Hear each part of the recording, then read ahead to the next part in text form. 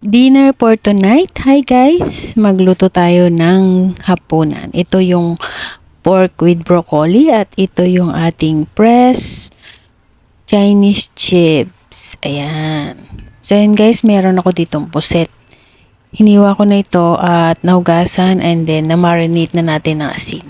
So yun, meron ako ditong bawang, sibuyas. And then yung puset. Ayan guys, ito yung chips na Chinese chips, yung fresh. Ayan guys. Nahiwa ko na rin po ito at nahugasan. Ayan guys.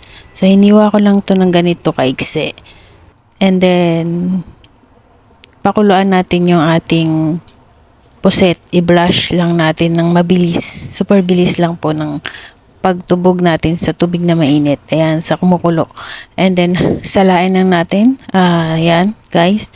Isang piraso lang yan. Nabili ko $20. And then, magpainit tayo ng kawali. Lagyan natin ng mantika. Igisa natin yung bawang sibuyas. At after po nagisa natin yung bawang sibuyas, ayan guys, ay lagay natin yung chips. Ayan guys. So after nan, igisa natin yung chips. Ayan. Haluin lang natin guys. Gisa-gisa lang natin hanggang ito ay maluto. So yun, after po nun, ayan, tingnan mo. Makikita mo po na highly yung height ng apoy natin para maluto yung ating chips. Hindi ko to ipinakuluan yung chips. Add natin yung ating pusit. Add natin ng nor. Tsaka po oyster sauce and then sugar.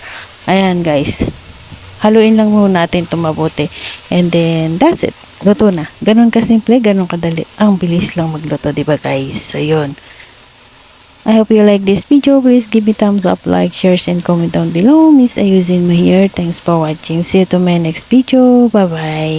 Ayan guys, halu-haluin lang natin, nagisa lang natin. Luto na to actually guys. Ayan, okay na po yan, luto na. Ayan, makikita mo naman po na okay na yung ating ulam. Ayan.